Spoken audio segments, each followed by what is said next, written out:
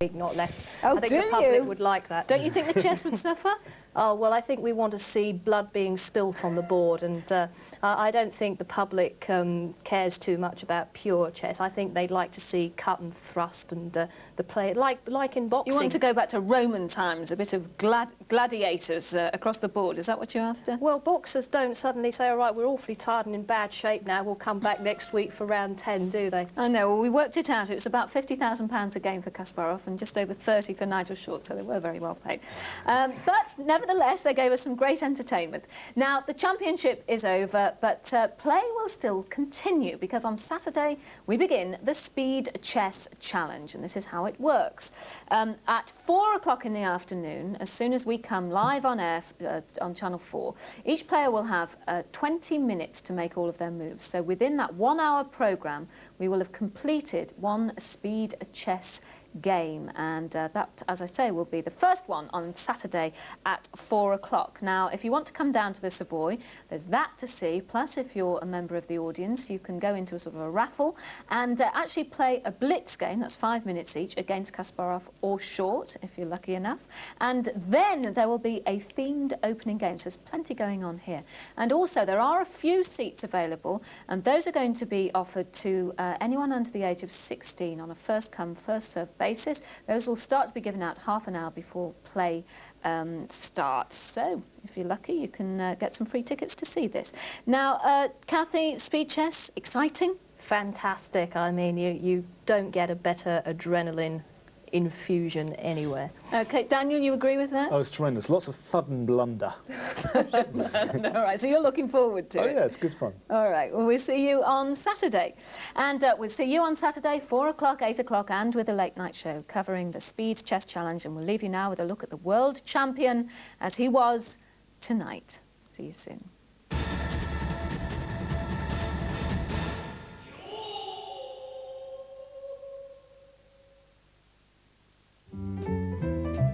The scene is set.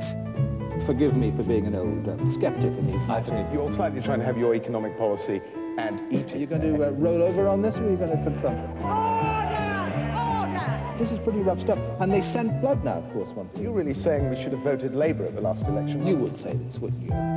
Wits have been sharpened for a new series of A Week in Politics, starting Saturday at 7 on Channel 4.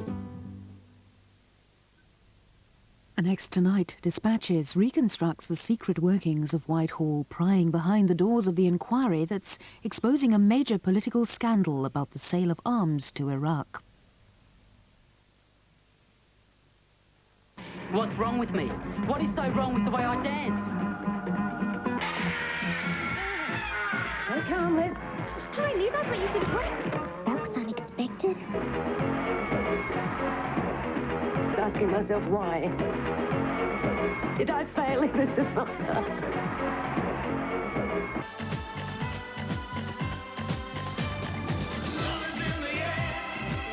For video, Woolworths is right up your street. Just 1 week ago, my boyfriend looked like this. For years, he's been coming in for his BLT. That's how we met. Then we gets in turkey rashes. They're delicious, like smoked bacon, but almost no fat. Look at my boyfriend now.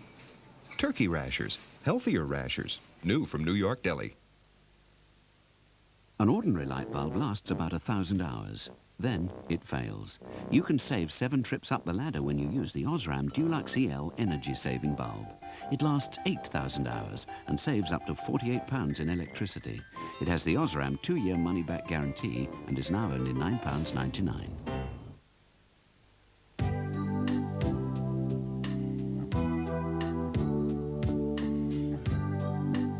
The first time you see one, you'd be forgiven for being curious, because there's never been a Bodyform towel quite like the new Invisible Ultra. It's specially shaped, has a dry top layer to keep you feeling fresh, and is cleverly compressed to give you big towel protection in a very discreet towel.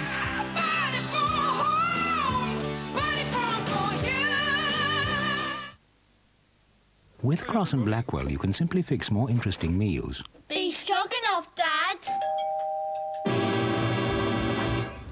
What are you having? Interestingly enough, beef stroganoff. Ah, yes. Tender beef and paprika in a rich, smooth sauce. One of Crosse and Blackwell's most interesting recipes. Afraid so. Must be nice to be interesting. More interesting meals from interesting Crosse and Blackwell. What are you having tomorrow?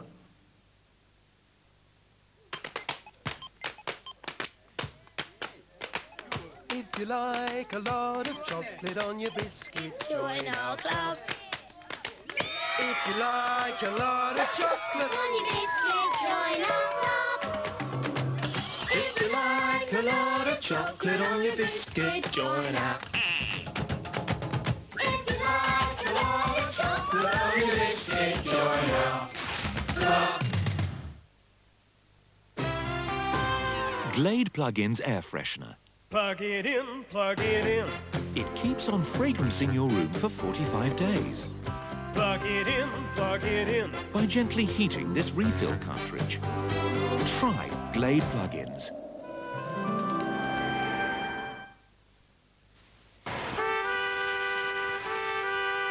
I've been driving, traveling, heat up the miles and clock up the points on my premier car. And I've a family behind me. I like to bring them gifts every time that I'm working hard. And I am only 24 toasters from Scunthorpe. Only 6 double beds from Torquay. And I can't decide if I will choose a diamond ring or a drill. And if I want to, I'll add to my premier points with cash if I haven't driven enough. And I am only 24 toasters from Scunthorpe. Collect your Premier points at Mobil.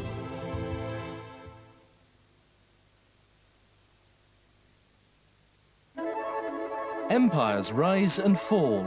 Civilizations are destroyed, leaving us riddles and clues. Will our own civilization decline and fall as others have, or will we preserve it? Will we learn from the mistakes of overpopulation, non-renewable agriculture, and genocide? The Riddles of Survival, Equinox, Out of the Past, Sunday at 7 on Channel 4. Now on 4 Dispatches boldly goes where no TV camera has gone before.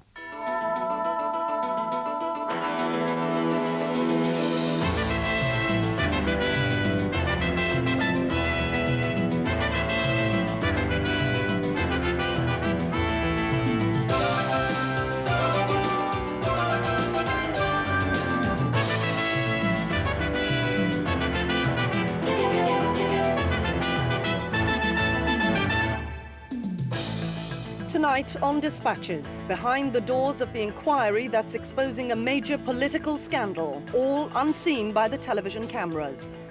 This week, the Scott inquiry reaches the halfway point. 32 days of public evidence and almost 100 witnesses and statements. So tonight, with the help of actors, in a replica of the inquiry room, Dispatches reconstructs the crucial exchanges to date. What did the government know about arms to Iraq, and what did it try to cover up? Questions found not in any political memoirs, but on Dispatches. Whitehall on Trial.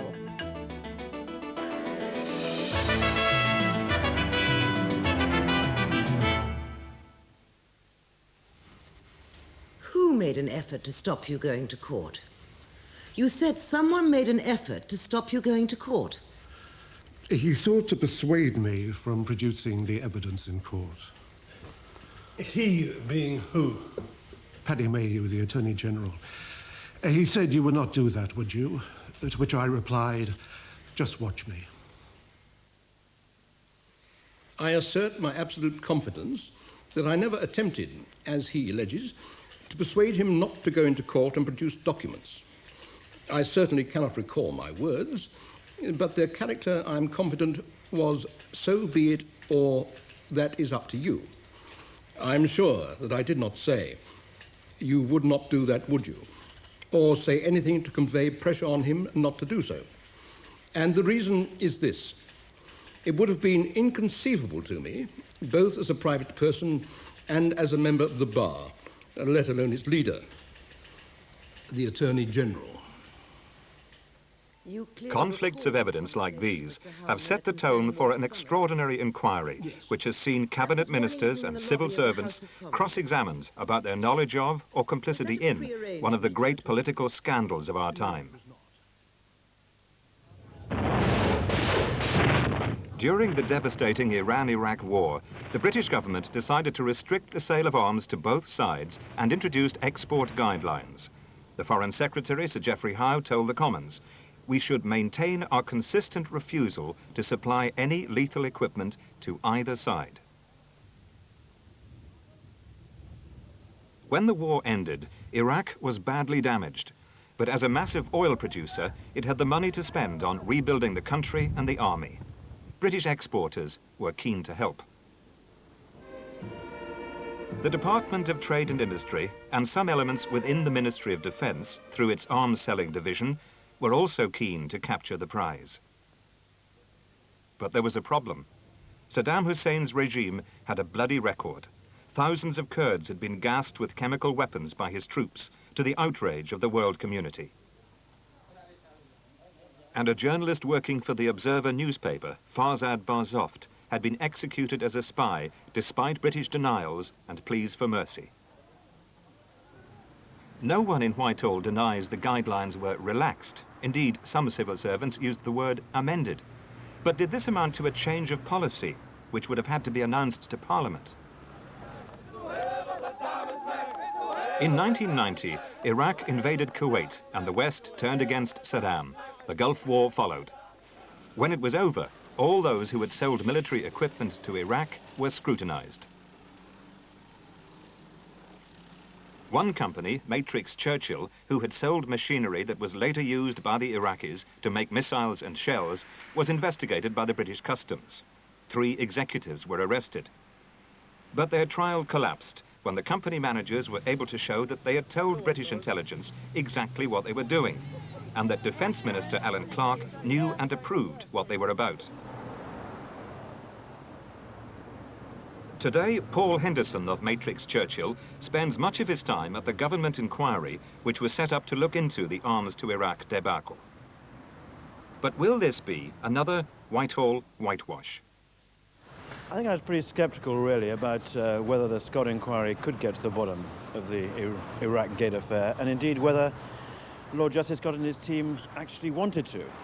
I think there's no question that after what he's heard from various witnesses and former ministers and officials together in the last few weeks and months, that the judge really wants to get to the bottom of it. Whether he can or not, I think, is another matter. I think a lot of civil servants thought they were in for a fairly comfortable ride. I certainly don't think they expected quite the grilling that they're getting on occasion. I think every student of government, every MP should at least come into a session of this public inquiry. It is a unique inquiry. It is given unprecedented insight into how Whitehall works, how officials and ministers lie to Parliament, mislead Parliament, and how officials really are disingenuous, less than truthful to each other. The kind of cynicism of Whitehall has been exposed and will continue to be exposed in this inquiry, I think, more than ever before. It's a great pity that the inquiry is not televised. Lord Justice Scott's inquiry into whether the Thatcher government secretly flouted its own guidelines on arms exports to Iraq has been hearing evidence since May of this year. Tonight, using the official transcripts of the inquiry's proceedings, Dispatches reconstructs some of the remarkable evidence which has been revealed over the past 6 months. The inquiry is conducted by Sir Richard Scott, a Lord Justice of Appeal. But the witnesses are mainly questioned by the counsel for the inquiry, Presley Baxendale QC. Last month, it was the turn of David Gore Booth, now the ambassador to Saudi Arabia. Miss Baxendale asked him about one particular cabinet paper which had been disclosed to the inquiry. These guidelines have always been open to a degree of interpretation, and recently, in the light of the ceasefire, ministers have agreed to interpret them in a more flexible fashion. All applications for export licenses for defence equipment to Iran and Iraq continue to be rigorously scrutinised to ensure that they fall within these guidelines. How can something which is described as a flexible interpretation of guidelines also be referred to as being very rigorously implemented? I don't see why you should not have a rigorous implementation of a flexible interpretation. I don't have any difficulty with that. I would like to ask you a little about notifying Parliament. Do you believe there is a duty to tell Parliament about a change in policy concerning a matter like the How guidelines, where the original policy has been announced in Parliament? I think there are two elements to the answer to that question. One is whether or not there was a change of policy that would be sufficiently radical to justify an announcement, and I don't think there was. I was asking you that as a general question. We're going to come on to whether there was a change.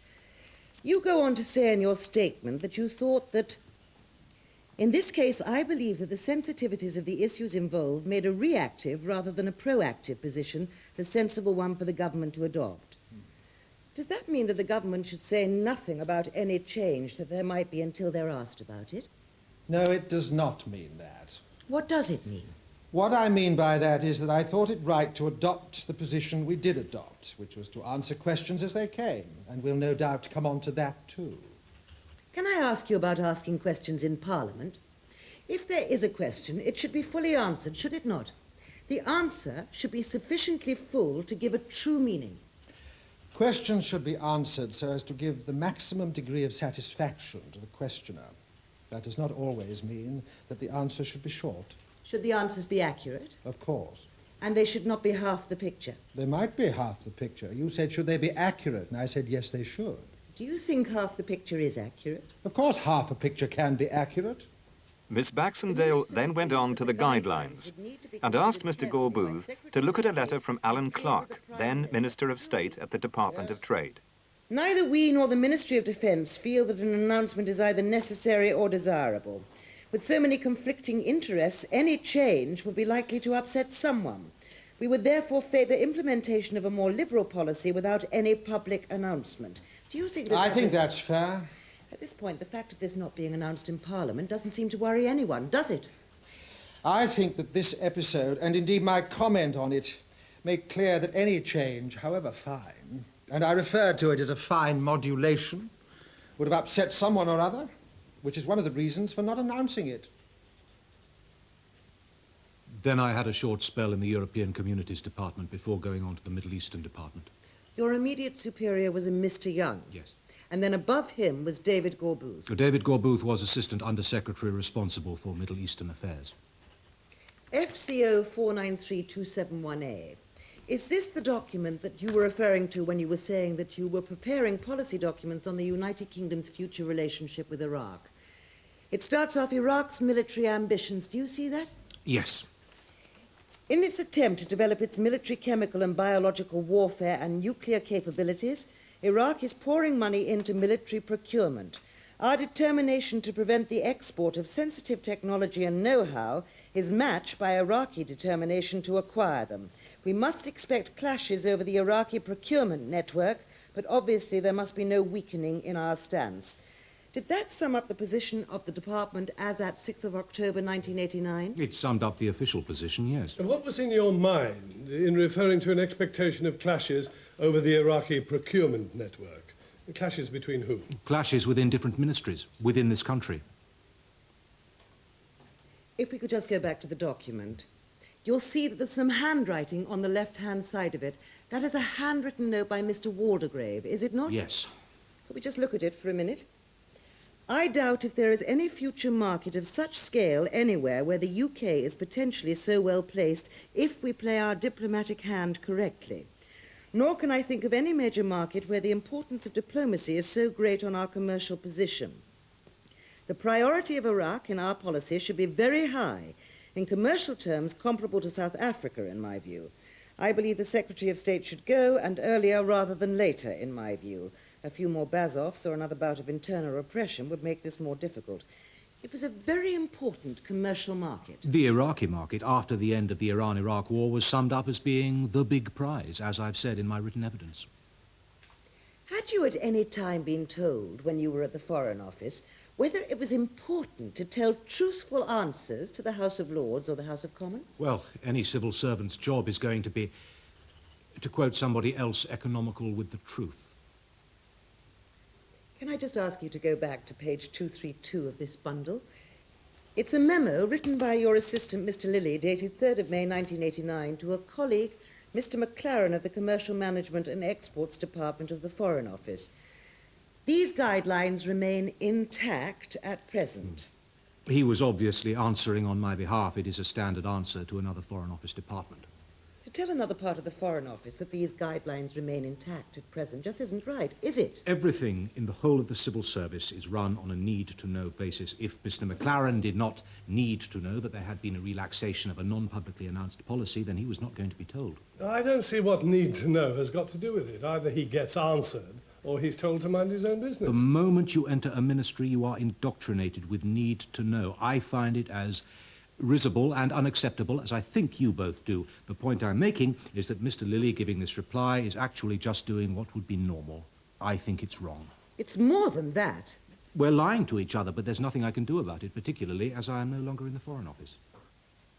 Let's see what the public and members of Parliament were told. There are an awful lot of letters. Can I just pick out one or two? I'd moved to June 1989. It's from Peter Shaw.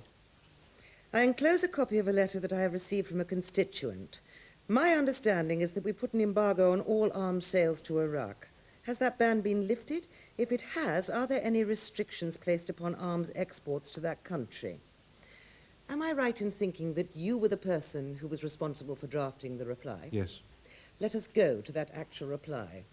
It's from Sir Geoffrey Howe to Peter Shaw. We have not changed our policy on arms sales to either Iraq or Iran. That's just wrong, isn't it? Yes.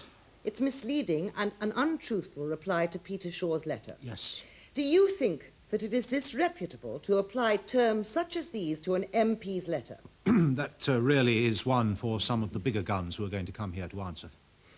I'll be asking them. I hope you do. I look forward to hearing about it. Can I just ask you this? Insofar as the public was already critical, the grounds on which the public were critical were on the moral issues which have been referred to. The gassing of the Kurds, human rights and so forth. Were there no other matters on which the public were already critical? No, those were the main issues. We had an awful lot of letters from people who regarded it as totally unacceptable to grant export credit guarantee cover to a country that was murdering its own population. No doubt that would have been much worse if they had known. There would have been an outcry if they had known about the revised guidelines. Oh, yes, I don't dispute that. Once the decision had been taken to make public the original Howe guidelines on which the government is going to act, to some extent that restricts the government's freedom, doesn't it? I believe it does. It means that you cannot then change the policy without telling Parliament. What you're saying is that if you cannot announce a policy change, you cannot have that policy change? I believe that to be right. You cannot have a flexible interpretation to amount to a change, can you, and thereby avoid the announcement? Well, that's what all the argument, I guess, is going to be about. I very strongly argue that both what happened and the arguments that were adduced made perfectly clear that the flexibility that had been used was within what was legitimate to the policy. That leads to the meeting on the 21st of December. If we can look at your briefing for that. Everyone is agreeing that whatever is decided needs to go to the Secretaries of State and thence to the Prime Minister? Well, if there's going to be a change of policy, absolutely. The conclusions of the meeting, as far as I remember, did go up to number 10. I would like to move next to bundle FCO 131, page 216. It is your letter to Mr. Clark with a copy to Lord Trefgarne. What you have set out there is the exact words of the revised guidelines, is it not? It is. And here my argument is that was going to be usable as an interpretation. I think the word interpretation is rather important there. How is it that these words in December required going to the Secretaries of State, the Prime Minister, and an announcement in Parliament, and yet 3 months later don't seem to? Well, what requires to go to the Prime Minister and, et cetera, is actually formally changing the guidelines. You are doing the same thing. No, I argue not. These are exactly the same words. I think what has changed, and must have changed during that period, is the Foreign Office's view as to whether this actually has a real effect on the outcome of the policy. All right, it let some more things go, but that was the intention of the flexibility that we wanted to look at. I must say, I don't know any documents that support what you're saying. I'm not sure. I mean, I don't know that necessarily you would find that in a document. I was going to move on to what was said publicly. I would like to start with Lord Glenarthur, Minister of State at the Foreign Office. This is a House of Lords written answer, 8th of May, 1989. The question is from Lord Kilbracken and is specifically directed to British arms supplies and whether or not they continue to be governed by the very strict guidelines, right? Correct. Lord Glenarthur says, the guidelines on the export of arms to Iran and Iraq were announced by the Foreign Secretary on the 29th of October, 1985. These were as follows, and then he sets them out. The guidelines are kept under constant review and are applied on a case-by-case basis in the light of prevailing circumstances, including the ceasefire and developments in the peace negotiations. Exactly. I mean, that seems to me to be exactly the right answer to give, to draw attention to the ceasefire. And if anybody wants to ask... Why is it the right answer? Why is it not the right answer to say that there is the flexible interpretation, the flexible policy, call it what you will, in relation to Iraq? Because it was judged that there were overriding reasons for giving misleading information about tilts to one side or another. Not to put British citizens there at risk and all the rest of it. Well, nobody reading this could realise that that was the policy. The policy, which is still governed by the Howe guidelines, it seems to me is perfectly clear. I mean, there it is set out that the Howe guidelines remained in force, which they did. And also the quite important point, I think, is the importance of putting in case by case that this is a flexible situation. And exporters have to note that they must apply in each case, because the situation is fluid. If you were Lord Kilbracken and you received this answer and it refers to rigorous scrutiny of all applications, do you not think, looking at this, you would believe that the guidelines were, as set out by Sir Geoffrey Howe, being strictly applied? I believe they were. With a flexible interpretation? With a flexible interpretation towards Iraq. Can we just go on with this? Because one of the things you're avoiding by this is Lord Kilbracken, who is very concerned about... The Kurds. Exactly. He is speaking for the Kurds. If Lord Kilbracken had known that there was a flexible interpretation for the Iraqis, he would have wanted to complain about it, wouldn't he? It depends how bad he thought it was. He thinks the position of the Kurds is very bad, doesn't he? Well, yes. I mean, we all do, I hope, yes. He is very concerned about it. Yes. Are you suggesting that he would not be concerned to discover that there was a flexible interpretation going on for Iraq at this stage? Well, I mean, I can't speak for him. He may have been, yes. Can we go back to page 95 in the letter from the Prime Minister's private secretary, 2nd of December 1988? The Prime Minister has read and approved the Foreign Secretary's minutes of 31st of August covering a paper on the economic consequence of an end of the Iraq-Iran conflict. She will wish to be kept very closely in touch at every stage and consulted on all relevant decisions. And she says that she is in general content with the strategy, which covers the whole general approach. It's a bit more than that, isn't it? She was wanting to know exactly what was going on, wasn't she? She says she wants to be consulted about any major change in direction. Well, exactly. I believe that is exactly what she meant. When is a policy not a policy? The original Howe guidelines had become very flexible indeed, as executives from the engineering company Matrix Churchill were to discover. They meant one thing to the Department of Trade and another thing entirely to Her Majesty's Customs and Excise.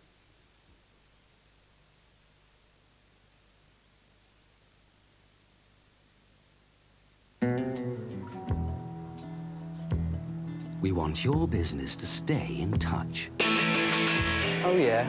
If you had a BT charge card, you could call from almost any phone here or abroad. You'll see the calls itemized on your business telephone bill. And Chargecard is free.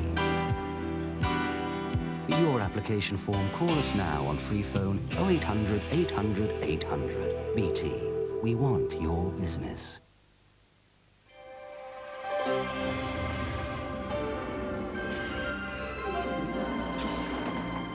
Imagine the future for an airline that already flies more passengers with a larger fleet of aircraft than any other airline from Southeast Asia. Imagine. Fly Malaysia Airlines.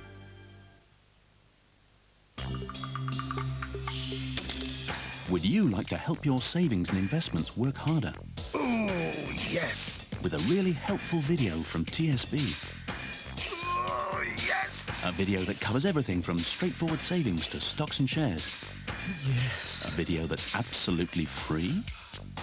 Yes. Then call 0345 123 900 for your copy of the TSB Savings and Investment video, because we want you to say... Yes!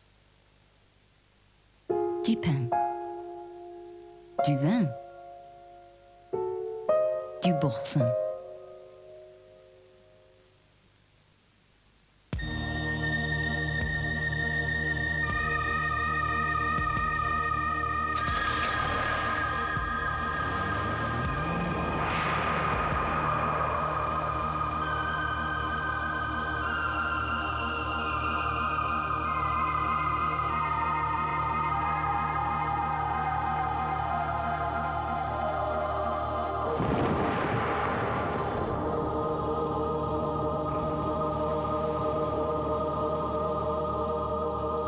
The new Volvo 440, airbag included.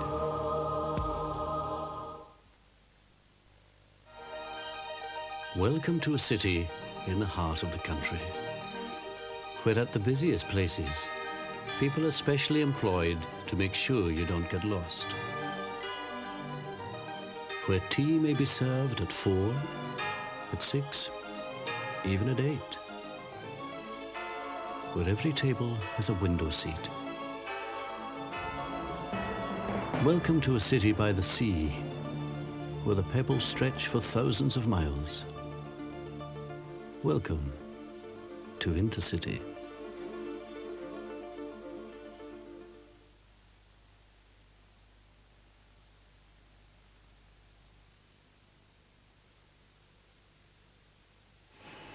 It was the activities of Paul Henderson's company, Matrix Churchill, that was the real cause of the inquiry.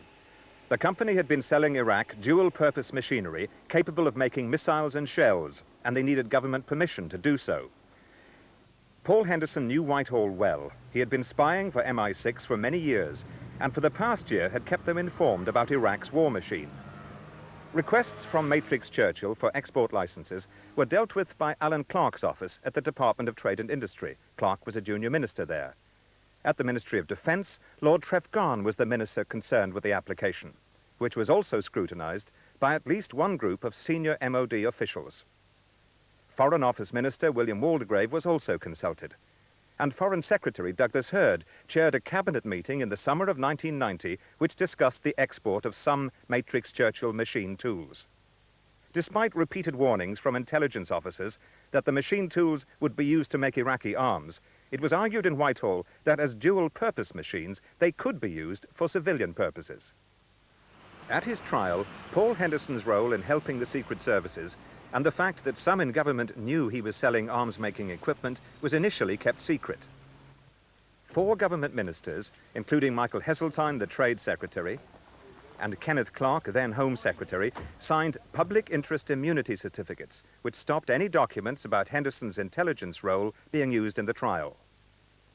Without evidence of his role, Henderson faced 7 years in prison. In the event, a legal challenge led the trial judge to overturn the immunity certificates.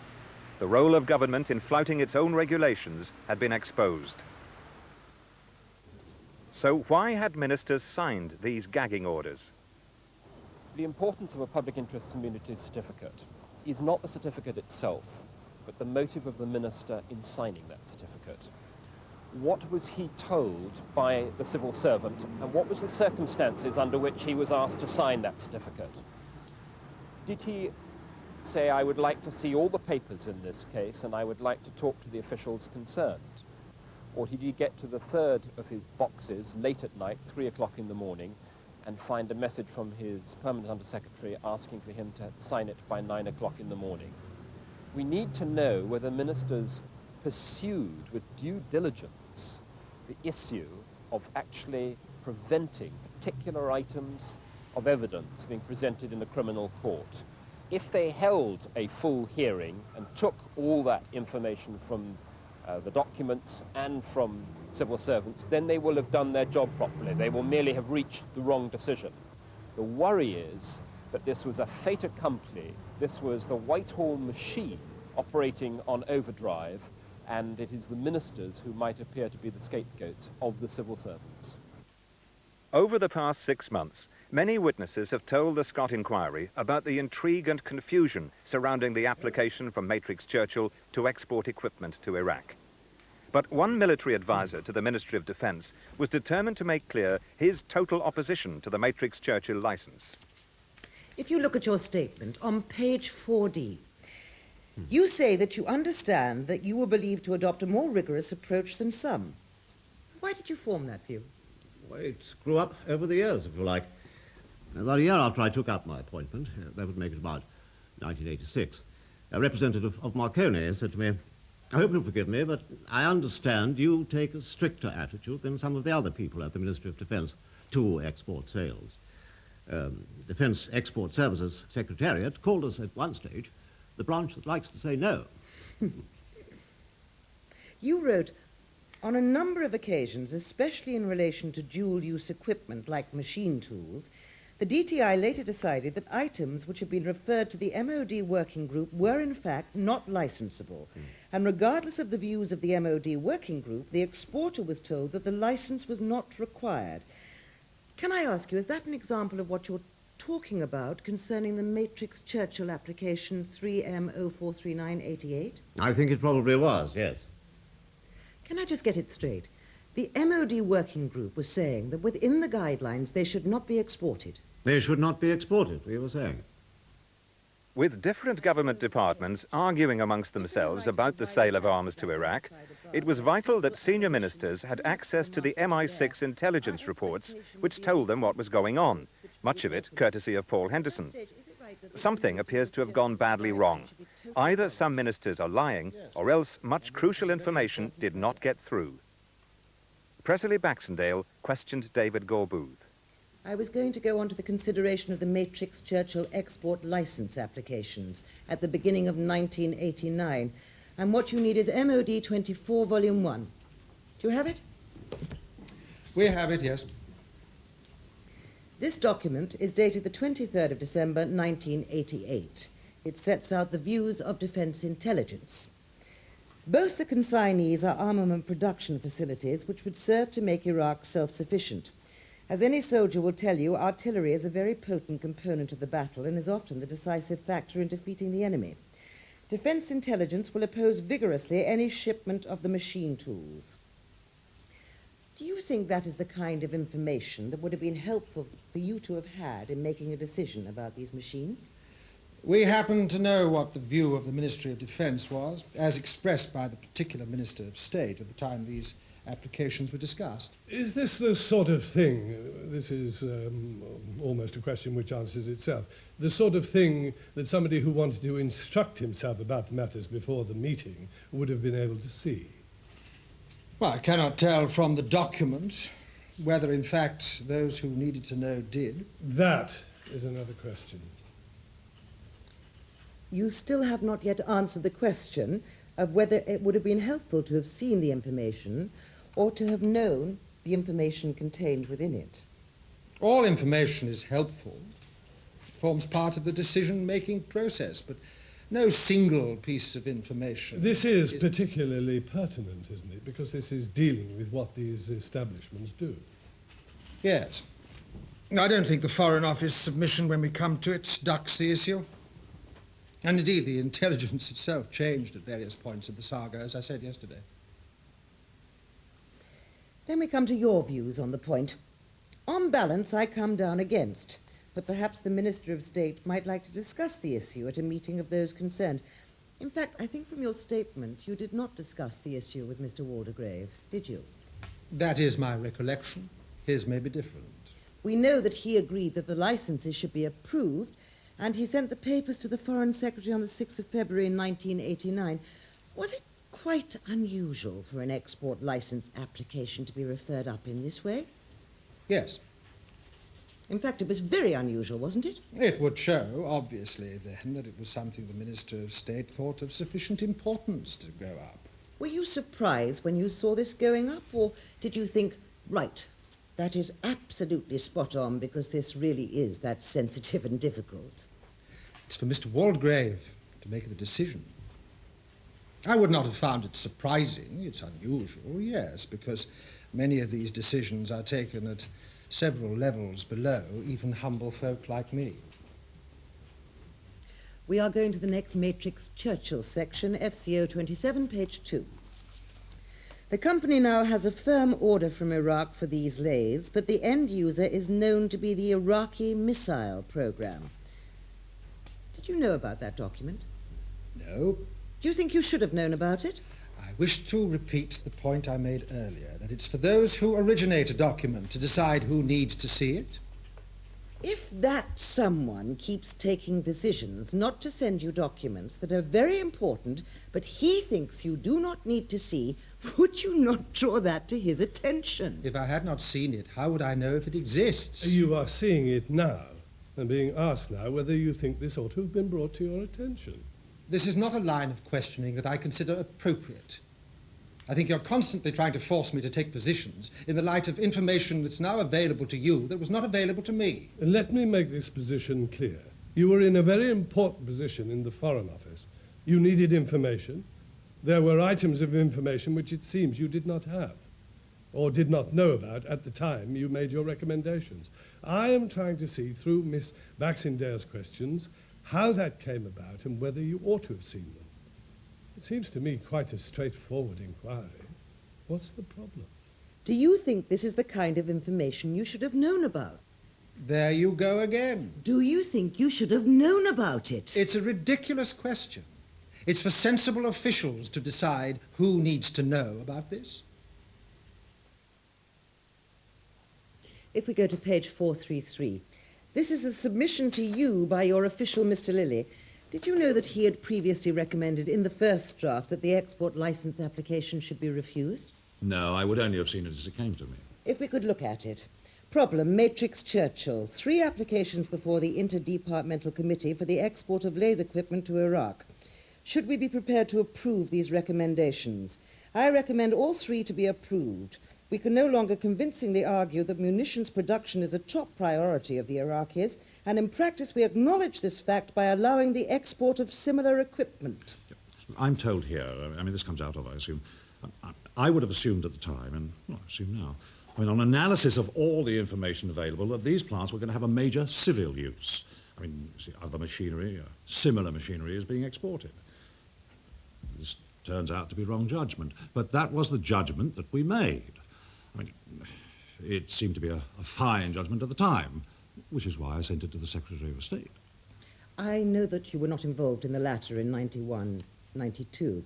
But in the light of the information that now we have been putting before you, that I doubt that you had seen before, do you have any views on the fairness of bringing a prosecution in relation to those export license applications that I've been identifying to you? Well, I don't know what information the prosecuting authorities had. I've not studied it.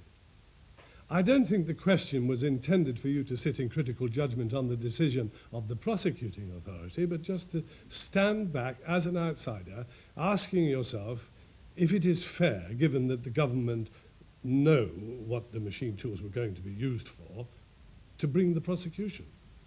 Well, this is very difficult for me to judge, I think. But, I mean, in a way, this is what this whole inquiry is about. I mean, we will come to, I mean, not that I'm an expert on this. Presumably, all this material was available to the prosecuting authorities, and those who had to make that judgment made it. I mean, I can see... I just find it very difficult to sit in judgment on those people making the decisions at that time. One final point. Do you accept that it is for ministers to ensure that the government machinery is adequate to ensure that ministers are fully informed? Oh, yes. I mean, it's no good. Well, yes, of course I do. I mean, in any real world, if you try and find something that has gone wrong, then you have to put it right. I mean, the problem here is that it was not clear to me at the time that anything had gone wrong. It became clear later. Could you very briefly, please, outline your responsibilities? My branch is the General Secretariat branch of the Defence Export Services Organisation. That means that I will be involved in preparing briefs, letters, answers to parliamentary questions, and contributions to speeches on Defence Export Services matters. Can we then go on to page 31? This is another brief to Lord Trefgarne. Matrix Churchill lays £16.5 million worth for Iraq. Intelligence sources indicated that the lathes would be used for making shells and missiles. The Prime Minister agreed that in order to protect the intelligence source, the licenses already granted should not be revoked. Why did you think that the Prime Minister had been involved? I'm bound to say this puzzles me. I cannot think that I thought that the Prime Minister had been involved. The Prime Minister being involved is quite unusual, isn't it? It certainly has not happened before in this case. If you go to page 45, Matrix Churchill lays, more disturbing intelligence coming to light, pressed for a separate submission to go to the Prime Minister as she was involved last time. Do you think you might have thought, gosh, one went to the Prime Minister? I didn't know. I don't remember ever having thought that the Prime Minister had been involved. Paul Henderson and his colleagues at Matrix Churchill were fortunate that the judge ordered the release of the documents covered by the public interest immunity certificates, documents that proved their innocence. Others have not been so lucky. In February last year, 3 executives of Ordtech, a military engineering company, and a transport company director were prosecuted by Customs at Reading Crown Court. Peter Lilly, then Trade Secretary, signed a public interest immunity certificate, as did Kenneth Baker, then Home Secretary. Without those certificates, Whitehall's prior knowledge of the sales would have been exposed. The Ordtech men say they also had kept British intelligence informed about their activities, and also spied on Saddam. When the judge refused to overturn the certificates, the men pleaded guilty and were sentenced. Following the Matrix Churchill affair, the men's defence counsel, Mr. Morris, asked Lord Justice Scott for help in obtaining all the documents relevant to his clients for an appeal. The counsel for Customs and Excise, Andrew Collins, QC, was to argue that the material being requested was not relevant to the appeal hearing. When this meeting took place, the public was excluded. Dispatches now shows what happened behind the closed doors of the inquiry. You have seen the Ordtech application for the export licence and the comments made on that licence by the Ministry of Defence? Yes, I think I saw those. You did say that those were irrelevant, did you? Yes. How could you? Well, within the terms of the attorney's guidelines as they were then thought to apply, this application could easily... The defendants, rightly or wrongly, wanted to run a defence on the basis that this material showed government knowledge that Ordtech... No, not knowledge, suspicion. No, they wanted to show knowledge. They wanted to cross-examine to show knowledge. Surely this was relevant. How could you say this wasn't relevant? Because of the circumstances of the case. They wanted to say it was specifically known in the case of this material covered by this false end-user certificate that it was going to Iraq. That is what they wanted to say. One mustn't forget that they did actually plead guilty, this lot. They pleaded guilty, according to Mr. Morris, after the PII certificate came about and after the judge... I never made use of the PII certificate. That is what he said. He just said you had got it. No formal use, but he indicated that you made use of it when you were negotiating with him, indicating that you had one and that you would be relying on it to keep out documents so far as you could. Well, I had one from Peter Lilly for the DTI staff, and one from Kenneth Baker, the Home Secretary. It is a matter that I should... Lord Justice Scott has already made it clear he is deeply disturbed by the decision of senior ministers to issue public interest immunity certificates which suppressed crucial information in the Matrix Churchill and Ordtech cases. The inquiry is far from over, and the work of obtaining written and oral evidence goes on. A succession of senior figures will be called in front of him to explain themselves, including the Attorney General, Sir Nicholas Lyle, the Cabinet Secretary, Sir Robin Butler, responsible for ensuring that the Prime Minister saw intelligence reports. The former Trade and Defence Minister Alan Clark, who was economical with the Actualité. In December, Lady Thatcher will be asked about evidence that her personal advisers were involved in the decision to sell arms to Iraq, and that she asked to be kept closely informed. And in January, the Prime Minister himself will come to give evidence about his knowledge of the affair. Cock-up or conspiracy? When the inquiry ends, whatever Lord Justice Scott decides, never will the secret workings of Whitehall have had so much light shone upon them. And 4 government ministers, including the current Chancellor of the Exchequer, have yet to explain how they nearly ensured that innocent men who served their country were sent to prison.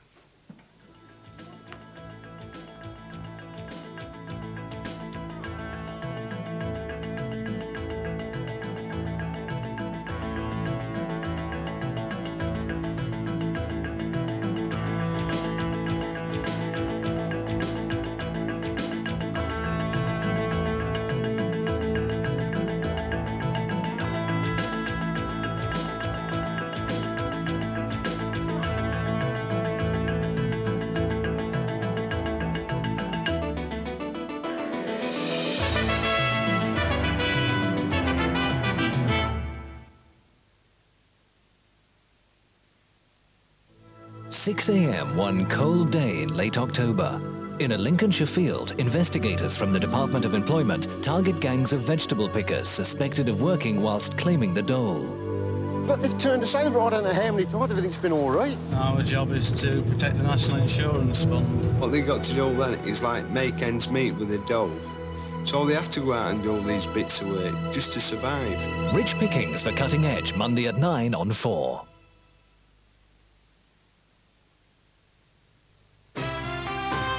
Glade Plug-Ins air freshener. Plug it in, plug it in. It keeps on fragrancing your room for 45 days. Plug it in, by gently heating this refill cartridge. Try Glade Plug-Ins. Don't be bored. Call friends. What's the number then? Oh, 8, 9, 8, 27, 27, 27. Ooh.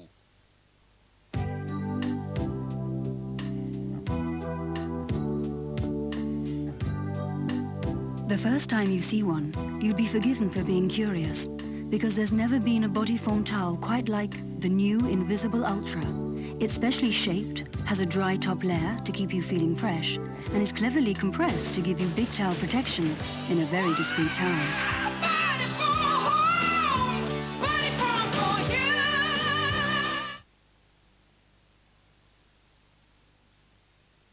The pièce de la Résistance, as we say in France, is that one day Prince Charles will be their king. What are these guys on? They've been doing too much Euro trash. It's sticky stuff. Ciao, I'm Tyra. Welcome to Fashion Week in Milan. Mixing with too many supermodels and really strange foreign people. In Eurotrash, tomorrow at 11:10 on 4. Well, it's almost 1:20 on this Friday morning as we complete our Thursday night. Nevertheless, we'll be back in about 5 hours, so please join us then or at some point later in the day. Meanwhile, this is Carol Bolt wishing you, on behalf of all of us here on Channel 4, a very good night.